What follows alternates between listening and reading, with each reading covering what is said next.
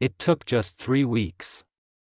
Preston Roberts went from teaching kids at summer camp to dying in a hospital bed in only 21 days. There were no warning signs, no long illness, and no slow decline that gave anyone time to prepare. 1 month he was hauling lumber in the Blue Ridge Mountains.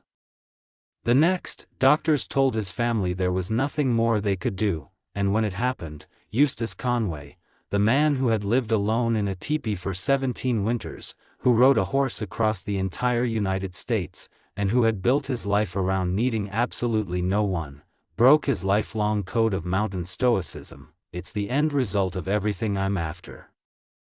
I'm just trying to make the world a better place, one individual at a time, and be able to make their life better. He told the world exactly what Preston's death did to him. The truth he revealed wasn't some hidden conspiracy. It was far more painful. It was a man openly admitting that losing Preston Roberts had destroyed something inside him that the wilderness never could. This is the full story, and it's harder to hear than anything the rumors ever suggested. 21 days in early July 2017, Preston Roberts stood where he always did every summer, at the center of boys' camp at Turtle Island Preserve, deep in the Blue Ridge Mountains of North Carolina. He taught kids how to build fires, how to read the forest, and how to use their hands instead of their phones. I'm a teacher. That's my number one thing. You know, I've been teaching since I was, 25, I guess. So, like if I had to be remembered for being really good at one thing, it'd be being a teacher. He moved through camp the way he always had, steady and sure, the kind of man other men measure themselves against and often come up short. Back at his family home in Wilkes County, a leaking roof was waiting for him. Preston planned to fix it himself, the way he fixed everything. He had the materials. He had the plan. He just needed camp to end so he could get up on that ladder. He never got the chance. Sometime in mid-July, Preston's body began sending signals that something was catastrophically wrong. Doctors ran tests. What they found stopped everyone cold: a massive inoperable tumor on his liver. It wasn't a small growth they could monitor. It wasn't something they could shrink with treatment. It was a tumor so large and so aggressively positioned that it choked off the flow of blood and oxygen to his organs like a fist tightening around a garden hose, and it moved with terrifying speed. The obstruction outpaced every treatment option before any of them could even begin. 3 weeks, that's the distance between Preston Roberts teaching teenagers at summer camp and Preston Roberts lying in a hospital bed with his family gathered around him. 21 days between a man planning to fix his own roof and a man whose body had already decided the outcome. On Monday, July 24, 2017, at 3:30 in the afternoon, Preston James Roberts took his last breath at Wake Forest Baptist Medical Center in Winston-Salem. He died in the arms of his wife, Kathleen, surrounded by his 3 sons. He was 60 years old. Kathleen had been by his side for over 40 years. They met in 1975, married young, and built a life together in Wilkes County. My wife and I and our family, our boys, we've camped and camped and camped and camped all over. They raised 3 sons, Travis, Joseph, and James. They taught at the same high school. They shared everything. Preston once wrote about her on his personal website: while many people use the old adage, behind every good man is a good woman, I am fond of saying beside every good man is a good woman, and that she is. 40 years of partnership, 3 sons, 4 grandchildren who called him grandfather, and a diagnosis that gave none of them enough time to process what was happening before it was over. The roof on the Roberts family home stayed broken. The tools Preston had gathered sat untouched, and 300 miles of Appalachian wilderness away, the man who had counted on Preston Roberts for 35 straight years picked up his phone and did something no one expected. The toughest man alive comes apart. Eustace Conway does not do vulnerable. This is the man who left home at 17 to sleep in a teepee in the Appalachian woods. He lived that way for 17 consecutive winters. He canoed 1,000 miles down the Mississippi River at 18. He hiked the entire Appalachian Trail, living off the land the entire way.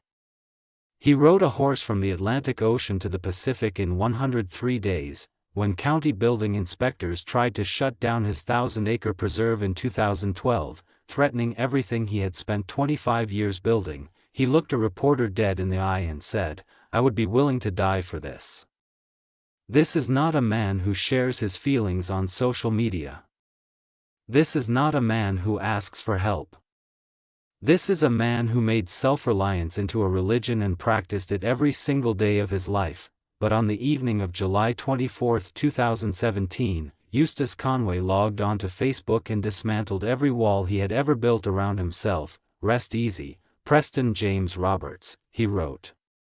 Due to complications from an inoperable tumor on his liver, Preston Roberts took his last breath at 3:30 p.m. on Monday, July 24, 2017 in the arms of his beloved wife, Kathleen, surrounded by family and loved ones.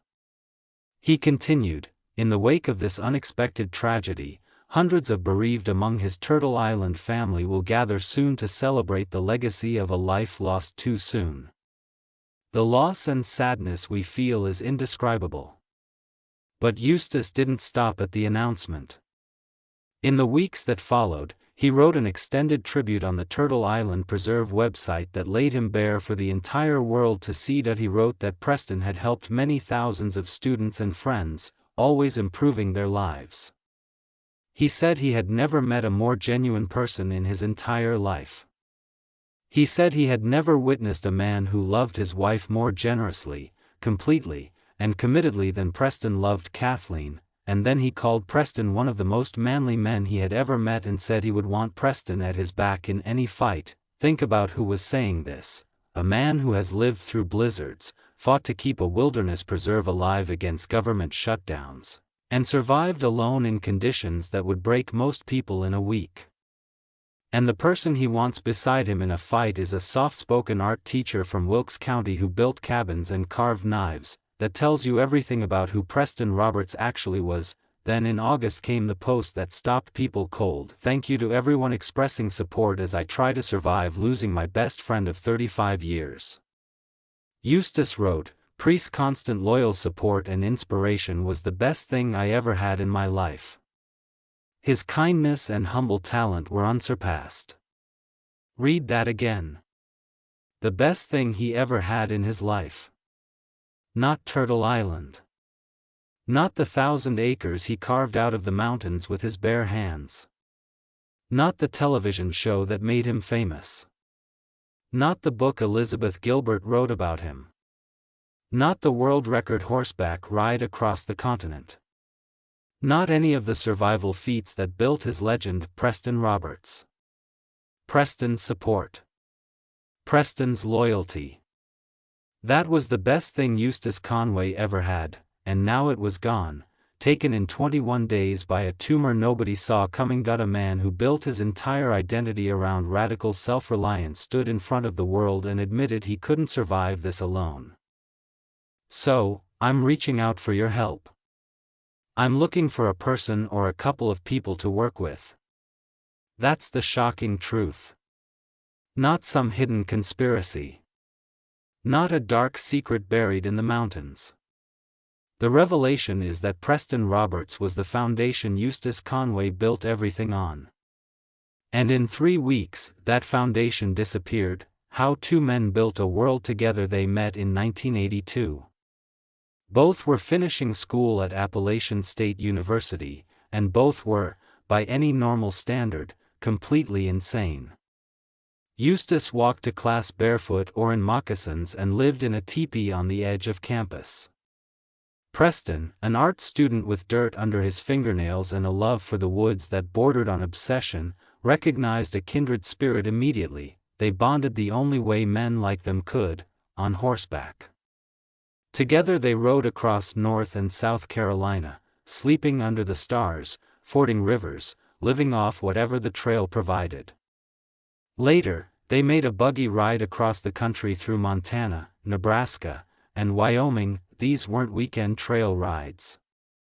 These were month-long journeys through open wilderness. The kind of shared experience that either destroys a friendship or fuses it into something permanent.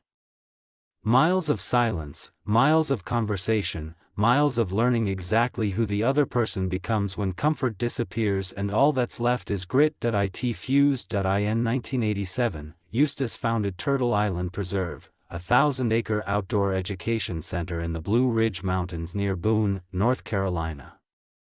The land sat in a broad wooded valley threaded with streams, surrounded by slopes rich in mature timber. Eustace had the vision. Preston had the hands. Together, they built the entire preserve from raw wilderness. Preston designed the structures, cut the timber from the surrounding forest, raised the walls, and framed the roofs himself. The pavilion where camp ceremonies took place, Preston built that. The dining hall, the log cabins, the teaching shelters, Preston's craftsmanship ran through all of them. He served on the board of directors and became one of Turtle Island's most vital educators, teaching survival skills, environmental awareness, and the old Appalachian ways of living close to the earth. For 25 years, Preston also taught art in the Wilkes County school system. His colleagues voted him Teacher of the Year twice. Wilkes County Commissioner Eddie Settle, whose own children sat in Preston's classroom at East Wilkes High School, later said simply, "He just did so much for all of the kids." Preston's colleague Eric Barker put it another way: when he had something to say, you wanted to listen. His knowledge and personal take on things would be of great value to the school and community. But when summer came, Preston always returned to Turtle Island. He studied with Native American people and became a singer and contemporary traditional dancer. He worked as an instructor at primitive skills gatherings across the country. He once wrote, "The core of my world has always revolved around the traditional Appalachian mountain people, and I have had the honor of being taught by some of the best." Of his own career, he said simply, "I make knives, hunt, fish, and from time to time, I make television." That humility defined him. Preston never chased fame. He chased excellence quietly with his hands. What the cameras showed and what they missed. In 2012, the History Channel launched Mountain Men. Eustace Conway appeared from the first episode, and Preston Roberts stood right beside him. Over more than 60 episodes, audiences watched the two of them run lumber operations with hand tools, haul logs through snow, repair century-old structures, butcher hogs the traditional way, and keep Turtle Island alive against constant challenges. But what hooked viewers wasn't just the survival content. It was the relationship. You could see it in every frame: the way Preston anticipated what Eustace needed before he asked, the quiet nod across a work site that communicated more than a paragraph of dialogue, the absolute unshakable trust of two men who had spent more time together in the wilderness than most married couples spend in their living rooms. Preston didn't just appear on the show. He made the show work. He was the counterweight to Eustace's intensity, the calm hand that steadied every project, the craftsman who turned Eustace's vision into physical reality. The audience saw two mountain men working side by side.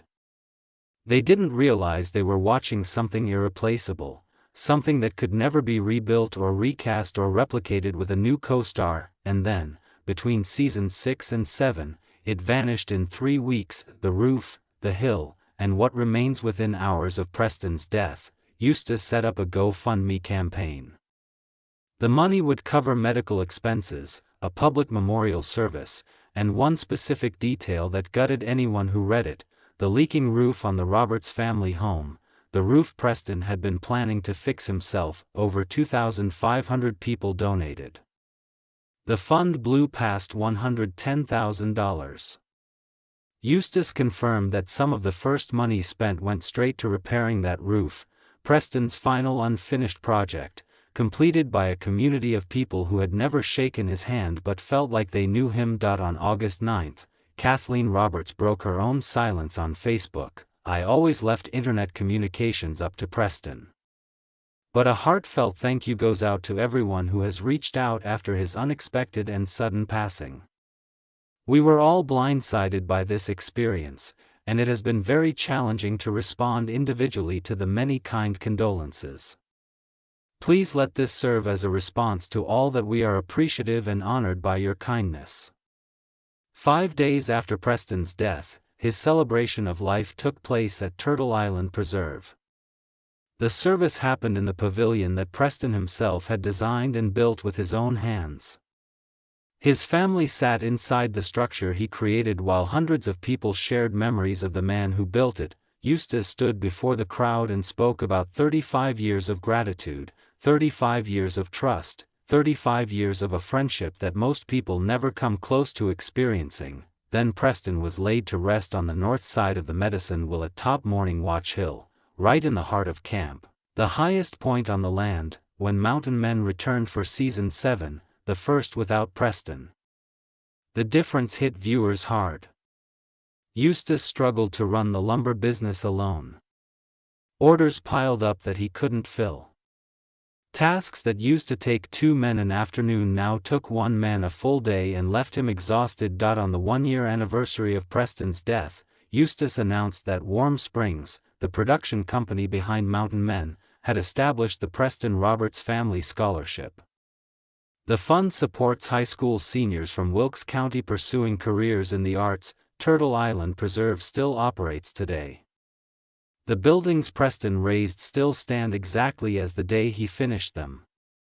The ceremonies he helped create still take place under the same sky. New generations of campers walk the same trails he walked, learn the same skills he taught, and sit around the same fire circles he built. The Turtle Island Tribute said it best: Preston's life and spirit are infused all over Turtle Island, in the buildings, the ceremonies, the land, and the misty mountain air itself. In his final holiday message to campers, written just months before anyone knew anything was wrong, Preston wrote words that now carry a weight he never intended. It's cold this morning. The sun is just peeking its head above the mountain. I wonder what it is like at morning watch this morning. I wish I was there. This moment curled in a thick wool blanket, watching the light and the birds.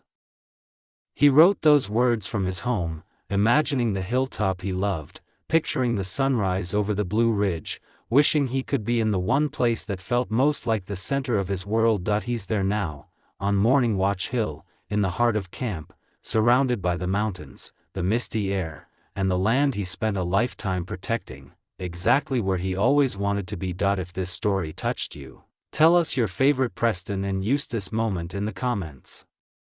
And if you want more stories that go beyond the headlines and into the truth, hit subscribe and turn on notifications. We'll see you in the next one.